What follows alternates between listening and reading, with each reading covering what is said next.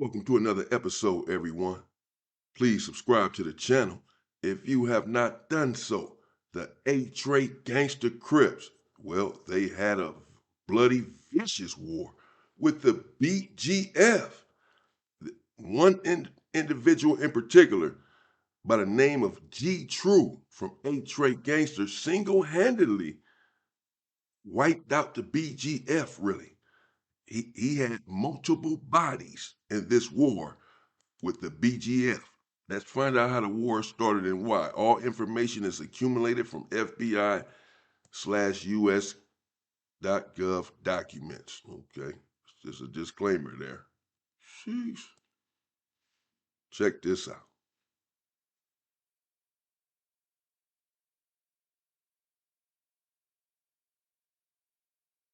Welcome back to another episode of Swamp Stories. For this video, we head back to Baltimore once again. I know you may be tired of seeing this city, but there's honestly so many wild stories that I may have to cover them all. And for this one, we cover a strange organization, nothing like I've ever seen before. This is wilder than LA on paper, but for this crew, it was one man doing all the damage. But wait, before we get into it, make sure to leave a like and subscribe if you're new. You can also follow the Instagram page as well. So let's get into it. Baltimore, Maryland, one of the three most dangerous cities over the last 20 years. Every year, Baltimore, St. Louis, and New Orleans battle for the position, and I don't mean that in a good way. Cities like these dwarf the West Coast when it comes to poverty, crime, and overall dysfunction. However, over the years, LA has had a major influence on the street operations of these places. In the 90s and early 2000s, LA members would travel across the country for business dealings, and in the process, neighborhoods in these other states gained the Piru, Hoover, or Crip affiliations. Well, Baltimore was definitely one of these places, as many of their neighborhoods have affiliations. But the unique aspect is that these names mean nothing and have zero implications. They tried to replicate the structure of LA, but they failed after a very short try. For example, the idea of big homies, OGs, and DPs did not fly in Baltimore whatsoever. Overall, they completely rejected the concept of rank, meaning that a young member had way too much pride to look at another man as an OG, and definitely way too much pride to take orders from another man as well. Just because you tell me that these guys over there are my rival doesn't mean that I have to see them as a rival. This is because historically everything in Baltimore operated on an individual level. So if one guy has a problem with another man from the same neighborhood, there's nothing stopping them from beefing. On the flip side, if a big homie tells him that he has to be rivals with his friend, he's not gonna go for it. Well, for most people in Baltimore, this was just accepted as the way things go, but for one man, he wanted to make a change.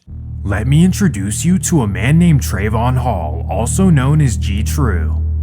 Trayvon grew up in West Baltimore, specifically the corner of North Hilton and West Baltimore. Historically, this has been one of the most dangerous corners in the city, where numerous rivalries have taken place. Well, Tru took major pride in his corner, and he wanted to start a crew that could take it over. He loved the idea of being the leader of a feared crew, a man who could tell other men what to do. And that's when he discovered the Trey Gangster Crips in LA. He heard that they had been the most feared for decades, only to rival the Hoovers. And because the Hoovers already existed in his city, he wanted to set up the Trey in Baltimore as well. So over the course of the next year, Tru got in contact with two very important men. First, he drove to New York City to meet up with their Trey leader named Biz. He pitched him the idea of starting Trey in Baltimore, and Biz approved. However, he explained to him that the man he needs to talk to was all the way in LA, where the Treys originated. So that's when he passed him the number of a man nicknamed Big Menace, the leader of the back west set of Trey. So after communicating over the phone, Tru took a flight to LA to meet up with Big Menace. During their meeting, Menace explained the history of Trey, what they represent, and how they get down. He stressed that fear and domination are their main strengths, and that he must instill that in his members. After kicking it some more, the two became close, and Menace was happy to approve G-Tru as the Baltimore Trey leader. So in 2013, G-Tru returned to West Baltimore and began recruiting. The process took some time, but things started to come together in 2015. 5 official 8 Trey neighborhoods were formed, but for this video we focus on G-Tru's side. He led the Back West clique, which covered Lexington Terrace and the North Hilton area. Well, in 2015, his squad pretty much stayed out of the way to recruit members. But then in the spring of 2016, everything changed. If you've seen my previous videos, you know that gas stations and corners are very important in the city of Baltimore. Gas stations are prime locations to sell all kinds of things, and once a crew claims one, you can pretty much find. Gas stations are important everywhere. Gas stations, liquor stores, laundromats, gang members hang out there and do all sorts of stuff there. Everywhere. Not just Baltimore. Well, okay, so G-Tru, he's done talked to someone in LA, someone in New York. He's ready to start a gang out there in Baltimore, the A-Trade Gangsters. He's about to do so and go to war with the BGF. And this man single-handedly, well, he takes care of business, if that's what you want to call it. Let's continue. Find them there 24 hours a day. Well, early on, G-Tru decided to have members post up on some very important corners. First was the Sunoco gas station on North Hilton, and next was the Lexington Terrace projects. Of course, not everyone was thrilled with this, especially BGF. At the time, BGF was the most feared in Baltimore, and they happened to claim all of these same corners. Well, after a short while, BGF began noticing these new A-Trey members on their turf. And in Baltimore, this usually ends in one devastating way. But thankfully, instead of making a demonstration, BGF simply informed the A-Trey members to stay off their territory. Even though this was a noble approach, G-Tru was not happy when he heard the news. He wanted to use this as an opportunity to prove a point, to show the city of Baltimore what A-Trey is all about. So in May of 2016, Tru started an iMessage group chat with all of his A-Trey members. His first text was asking members to send pictures of BGF members so they all knew who to look for.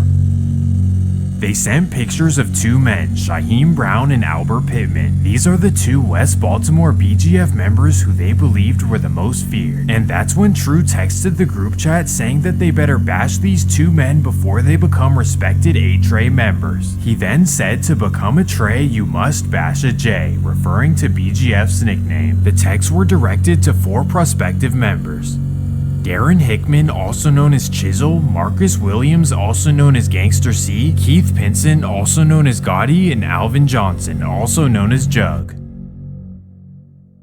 So on May 18th, 2016, the men began roaming around West Baltimore looking for the 2 BGF members. On the night of May 18th, Gotti texted the group chat that he spotted Albert Pittman at the basketball courts in Lexington Terrace. The courts happened to be located in the middle of the projects, and Gotti claimed that he didn't know how to get in. So Tru then questioned why he didn't, quote, blast from the outside. Gotti responded by saying that he didn't want to endanger anyone who wasn't involved. Even though this was a thoughtful and reasonable answer, Tru was upset and felt like A-Trey members shouldn't care. So then he responded to the group by saying, I don't care who's BGF or not, I'm rocking anything I see. He expected this careless and reckless attitude to rub off on the other members, but instead they stuck to their morals. But as instructed, they spun around the BGF area for over a month, but no moves were ever made. And that takes us to June 23rd, 2016. It's a Thursday night in West Baltimore, and Chisel, Jug, and Gangster C get in their car. They then head to Lexington Terrace, where they spot Albert Pittman and Shyheim Brown outside. So that's when all of the A-Trey members hop out.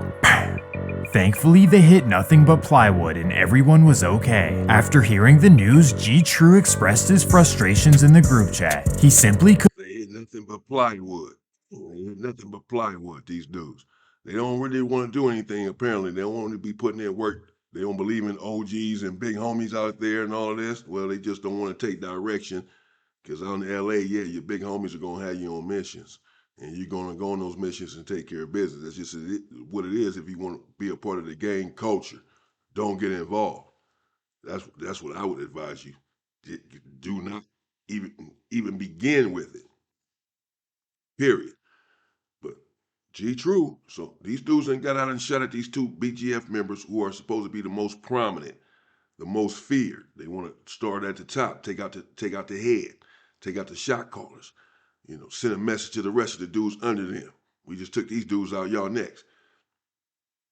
So they see them at the liquor store, wherever, jump out, pop out on them, and squeeze on them. Bow, bow, bow. Don't hit nothing.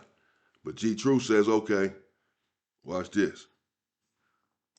Could not believe that they couldn't get the job done, so he decided to give them another month of trying, but they never came through. So finally in mid-July, True texted the group chat that he would go do it himself. July 18th, 2016. Through an acquaintance, True gets Albert Pittman's location all the way in East Baltimore. The area is controlled by another A-Trey section nicknamed the Nutty North Side. So at 8:30 p.m. by himself, True drives out to the location. He waits in front of the apartment for 15 minutes until Albert walks outside, and that's when he makes his move. Directly after this, True drives home and texts the group chat two simple words: checkmate. This was of course the first A-Trey incident, and True hoped that it would set the trend for the rest of the members. But after a couple months passed and nothing had happened, he began getting frustrated.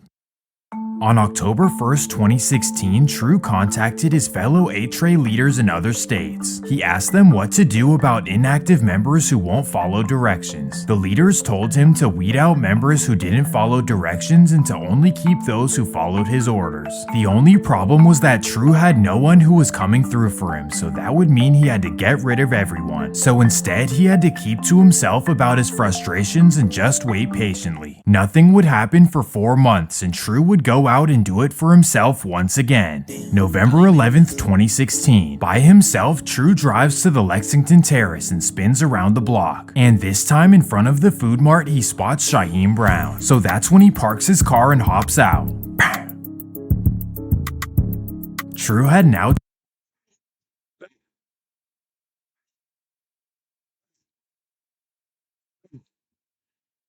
That's crazy. That's messed up. So G-Tru, once again, he's sending these guys on a mission, or he's trying to. They popped at the first dude from BGF, didn't get their man, so he says, okay, I'll take care of it. Goes and pops the dude, texts him back, and the group text, checkmate. First of all, you shouldn't be saying all of this in a text on the phone. When will these people learn? But okay, so he says checkmate. Then he tries to send them on more missions to take care of this other dude, take care of somebody from BGF. A month goes by, they don't take care of anything. He says, okay, I have to show you again, put down a demonstration how it's supposed to be done. I'll go do it myself. And then he catches up with the other dude that he had been looking for, the other prominent BGF member. Already took out the first prominent BGF member that he had sent pictures of around in a group text. And then now he caught the other one. Apparently a few months later, he's still on the streets. G-Tru hasn't been caught up for this first homicide. So he's still out long enough to catch up with this second one and popped him. So he's doing everything by himself. So far, these other dudes, he's trying to get them to be active, get active. He even calling around in different states asking for advice from other shot. Hey man, what do I do? These dudes ain't doing nothing. taken out two very important BGF members, and this meant that they were looking for revenge. All of the 8-Trey members knew this, so they decided to lay low, and that even includes True, if you can believe that. So for 3.5 months, they all relaxed. But then in early 2017, bad news would come for 8-Trey. On February 25th, 2017, True would get a call from a fellow member that 8-Trey's David Jackson had been rushed to the hospital. He heard that David had been hit in the leg, so he rushes over to the hospital to see if he's okay. After arriving, True learned that it was actually David's doing on accident, and this made him roll his eyes. Of course, he was relieved that BGF hadn't done this, but on the same token, he was embarrassed that his squad was an absolute mess. Over the coming months, True would really contemplate what he needed to do as a leader. Part of this process was long talks with the New York and LA leaders. He even began writing a book about 8-Trey and all of their history. Well, after this period, True would jump back into the group chat. His simple message was that if anyone wants to continue being a member, they must, quote, swing the hammer. This message caused a stir in the group chat with members pointing fingers left and right. Each member began giving excuses on why they haven't been active. Well, True did not want to hear it, so instead he went out to recruit some new members. He quickly found a wild man that reminded him of himself. This would be a man named Deontay Emmons, also known as Tip. Deontay had no fear of anyone, and he probably had a couple screws loose as well. All of this making him what True believed was the perfect 8-Trey member. After becoming an official member, Tay was placed on True's childhood corner. Specifically, Deontay and Maurice Mitch Finney posted up at the Seneca gas station on North Hilton. This is where they hustled and held down the block for G-Tru. Well, with Deontay's wild temper, it was only a matter of time before things went left. And that takes us to July 14th, 2017. It's a regular Friday evening in West Baltimore, and Tay and Mitch are hanging out at the Seneca gas station. At 8 p.m. they notice something strange. A couple of men posted up on the other side of the street. So together, Tay and Mitch walk across the street to confront the men. They ask them who they are and what they claim. The men tell them that they represent the Abington Crew, a subset of BGF. Their territory is located across the street from 8-Trey, so it only makes sense for them to post up there. Regardless, Deontay gets angry and tells the men to leave the area. One of the men named Christopher Hockaday refuses and stands his ground. Deontay gets extremely frustrated and lets his emotions get the best of him. The Abington boys were not happy to say the least, as Deontay had no reason to take it this far. After all, the territory belonged to both sides, as it was the middle ground between both of their neighborhoods. Well, the Abington boys would not take long to get their revenge. What if I told you that the Abington boys had a member just as wild as G-Tru and Deontay? Well, his name is Cortez Weaver, also known as Tez, and he was gonna make sure to get his revenge. July 17th, 2017. Tez walks across the street to the Seneca gas station looking for 8-Trey members. There he spots Maurice Mitch Finney hanging out outside, so he walks up and without hesitation, this was This is it. This is gang culture, back and forth, killings, murders, unaliveness, back and forth, back and forth, back and forth. This is it. There's no way around it. This is how it goes. And all for what? Makes no sense. Makes no sense. Look at all these people that's dying back and forth. It's not over, Eric. It's going to end one or two ways. Somebody's going to get life in prison. That's coming up, I'm sure. If you survive, if you don't get killed out here on the streets after doing all of these killings and being involved in all of this violence, then you're going to do life in the prison. Those are the two ways that it is going to end, period.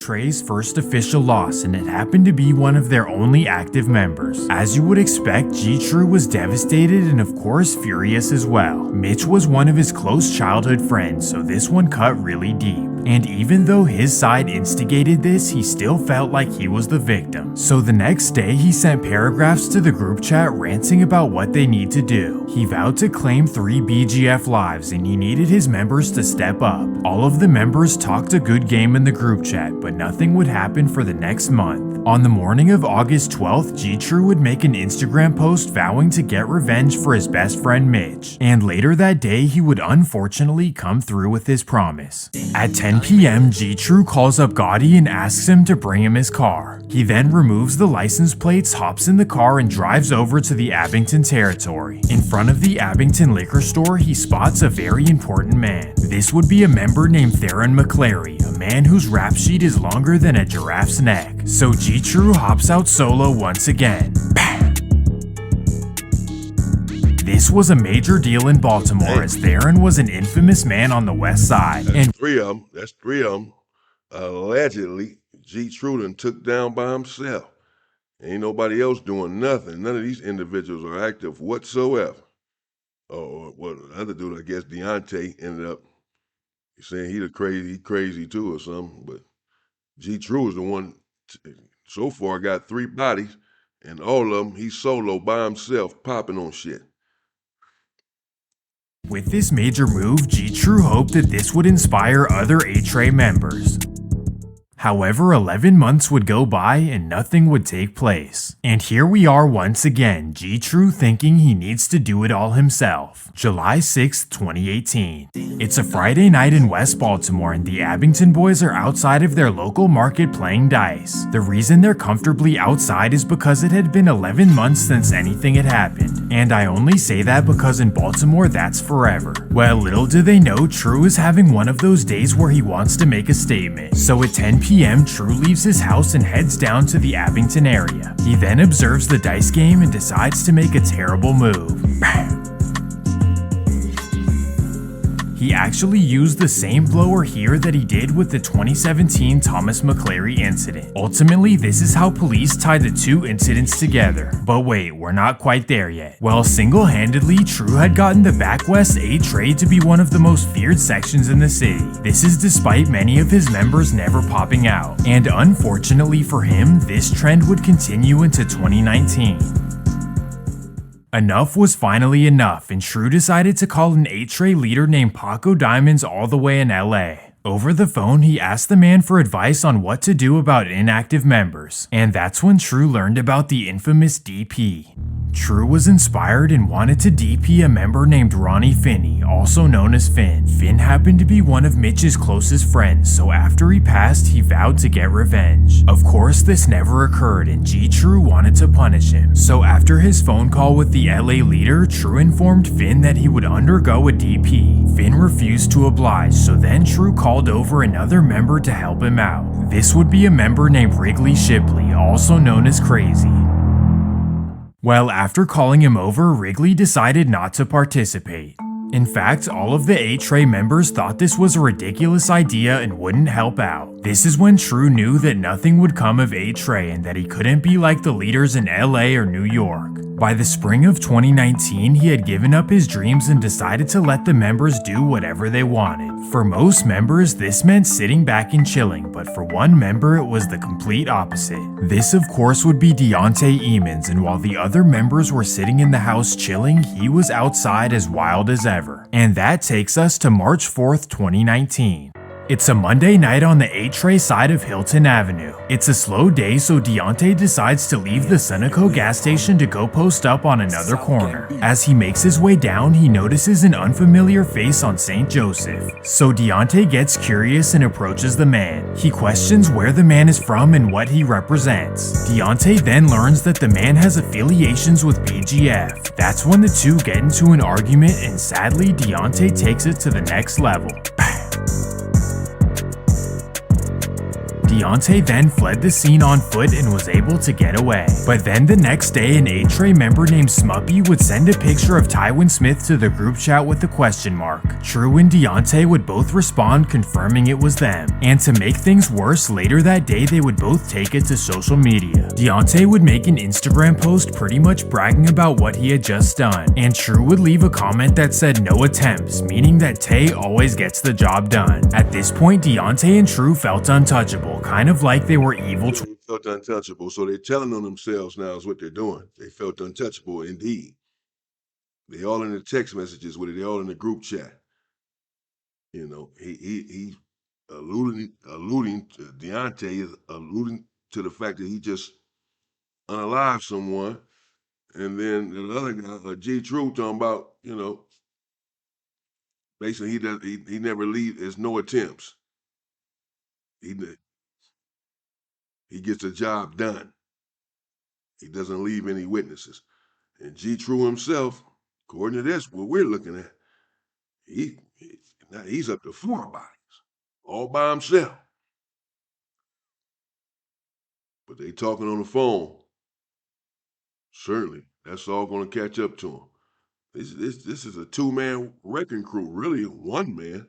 G-Tru single-handedly is wiping out the opposition, because no one else wants to do anything in this gang out here. Stop trying to bang, man. Y'all knock it off. Let's knock it off. Wins. But as the two distinguished themselves from 8-Trey, one member would decide to step up. This would be Wrigley Shipley, also known as Crazy. And this guy would surprise True with a text in May of 2019. But first, let me set the context. As I stated in the beginning, 5 different A-Tray sections formed in Baltimore, one of which being Nutty North Side. At the beginning, the Back West and Nutty North Side were allies, but in typical Baltimore fashion, they began beefing over territory. After the incident of Albert Pittman, G-Tru wanted to take over the area of East Baltimore. Coincidentally, the Nutty North Side wanted the area as well, given that it's closer to their home turf. Somehow, this simple matter transitioned into a full-on A-Tray versus A-Tray beef, and in May of 2019, Wrigley Shipley would volunteer to make a statement. May 25th, 2019, Crazy texts True and asks him to go on a mission with him against the Nutty North Side. Of course, True is ecstatic as no one has ever volunteered like this before, so he instantly agrees and picks him up at 9 p.m. They drive to East Baltimore looking for any Nutty North Side members, and that's when they spot a member named Daryl Fordham on the 500 block of Force Road, and that's when Crazy hops out. This incident shook up everything in Baltimore as all of the A-Tray sets turned against G-Tru and his squad. Everyone knew that they were wild and never to be trusted again. On top of this, all of the BGF members despised them as well. So as you would expect, A-Tray would pay the cost in a major way. Or maybe not. Let me explain. In July of 2019, True became very upset at Deontay for telling his girl about everything that they had done. He saw this as a form of snitching and he wanted nothing to do with Deontay. He even instructed the other members to stop talking to him and to take his blower away. So that's exactly what they did, leaving Deontay without protection or a squad to hang around. Sadly, Deontay would not last long in the streets of Baltimore. On May 23, 2020, Deontay was found outside of Collins Market in the heart of BGF territory. To this day, no one knows who did this, whether it was To this day, no one knows who did this. Whether it was G-Tru, he just said. G-Tru or the BGF side. The BGF, okay. So there goes Deontay, the other wild one, the only 2 active members out here. That's cool. Them dudes didn't want to get involved. They didn't want to be gang members. They shouldn't have said, don't sign up for this stuff, though. You know. So G-Tru was putting in the work. And then Deontay, then they fell out. Deontay and G-Tru, the 2 main ones, the 2 only ones from this hood or whatever out here, apparently, according to this anyway. And over Deontay talking too much to True's girl, oh yeah, we did this, been doing that, putting in work. And as he said, True saw that as snitching, like, man, don't tell these women that, what are you doing? That's between them. Because, of course, he out here, you know, he downing people, supposedly, allegedly. He downing people. 4 of them already. Just 4 that we know about. So he's saying, man, don't be telling this woman or any other woman or anyone else my business and our business that I'm out here putting in this work like this. What is wrong with you? So they fall out. Take his gun from him. Deontay, man, y'all go take his gun. You know, he's suspended from the hood for right now, whatever. So he out there at the liquor store leaking, slipping, without a weapon. He probably should have still had a weapon when he got another weapon in. If that's the case, you know you've been out here doing stuff, putting in work, people are after you. But whatever, he didn't have a weapon. He out there slipping. They pop on him and knock him out. This is all back and forth. Look how many people done died in this little war right here. This situation, not a little war, this situation right here. And that's how it is. It's always back and forth. And no one wants to relent. No one wants to give up. No one wants to say, okay, that's enough. And so it just continues, bro. Just destruction. Regardless, this is a lesson that proves that no matter how many stripes you have, this life will lead to absolutely nothing. Friends who you risked your life for will turn their back on you after the smallest mistake. And the interesting part of this whole situation is that True's concerns about Deontay running his mouth should have been his last concerns. Instead, his own group chat that had every little thing they had done since 2016 probably should have been his concern. On top of this, after Baltimore police ran across True's social media, they were able to get a warrant to look through his phone. And after finding the group chat, they discovered every little thing they had done since 2015. There was no need for informants or any other proof. This was an easy case closed. And this is ultimately how the Back West A-Tray was taken down. On October 7th, 2020, 10 members were indicted on all sorts of charges. Due to Tru's group chat, members who actually didn't do anything were now facing conspiracy charges for texts sent to the group. Life was pretty much over for anyone involved with the Back West 8 Trey. But then wild news would come in September of 2021. Trayvon Hall was released from jail and sent back home to Baltimore, all while his entire crew were still facing life in prison. Holy moly! The irony is that while all of the inactive members were going to prison, the man who actually did everything was sitting at home. Everyone was confused on why this happened, and a lot of people thought that he snitched. That was until the US Marshals had realized that they had released the wrong person. So just 3 weeks after his release, Trayvon Hall was sent back to jail on September 22nd. That must have been the wildest roller coaster of emotions I can't even imagine. Well, in 2022, Trayvon Hall was sentenced to 37 years for all of his crimes. Wrigley Shipley, also known as Crazy, received 15 years. Then Marcus Williams, also known as Gangster C, received 7.5 years. The other members are either still facing trial or their sentences haven't been published. This is yet another example of why Baltimore is the second most dangerous city in the country, and sadly it hasn't gotten better. In fact, its homicide rate in 2022 was over 10 times higher than the city of LA. You can probably pin this to the high levels of poverty, but also to the complete dysfunction. In all of my Baltimore stories, it seems like the incidents are really never that deep. And because of that, it seems like a city that's nearly impossible to maneuver. Well, that was another crazy Baltimore story, and I hope you guys... Indeed, a crazy Baltimore story. Old G-Tru out there putting in work by himself. Not that I'm, that's not nothing. That's not good. Because look at, but he ended up with 37 years. Maybe they didn't convict him of all of that stuff. He took a deal or something. I don't know. 37 years. He still, I mean, it's a long time, obviously. But he still got off. I mean, I just saw somebody played a video of one of these videos yesterday. Somebody got the death penalty on the dude, Sons of Samoa, for one murder. He shot the dude in the chest with a gauge. And this dude got 4 hot ones and got 37 years. This is what I'm saying about the system. But I did not know that Baltimore had such a high homicide rate to the tune of 10 times higher than that of LA. What the hell? Whoa. And they send it as extreme poverty out there, basically. A lot of heavy poverty leading to the, helping to lead to this crime rate being so high. Okay, that was crazy. A lot of back and forth, BGF versus the Trey Gangster Crips out there in Baltimore. G-Tru locked up now, putting in a lot of work. And they ain't even had to tell on each other. The phone, they end up going in the phone and finding all of this stuff. Everybody, you're going to learn about this social media. They get warrants for your phone, social media to check your posts and all that. Everybody's going to learn about that stuff. Now, how many people have we seen now being convicted over post rap lyrics and all this stuff that they posting on social media? Better be careful. The feds already said that they're watching these podcasts. They have a whole division dedicated just to go and watch social media and see what they can find and help charge you with it. Be careful, man. Let me know what y'all think in the comments. Crazy. G-Tru, Trey Gangster, Baltimore. A one-man wrecking crew. And then Deontay ends up getting taken out. He don't even have a pistol with him. They didn't took his pistol. All bad, man.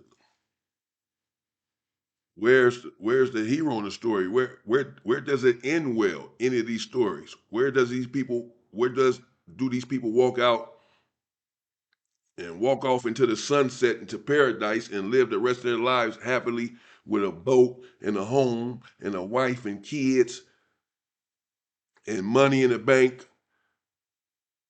And now they're upstanding citizens, and now they're living a good. Why do we ever see this ending like this? It always ends with all these people dying, so it ends in death. And then again, if you don't die, you end up in prison. There's no happily ever after out here on the street for you after living this kind of life. How many individuals, after all of these stories, when at the end of the story, now they're living a good life in a good home, As I said, with good credit, a family, everything that they need and want. Never happens. It always ends like this. Be smart, stay safe, and stay free, people.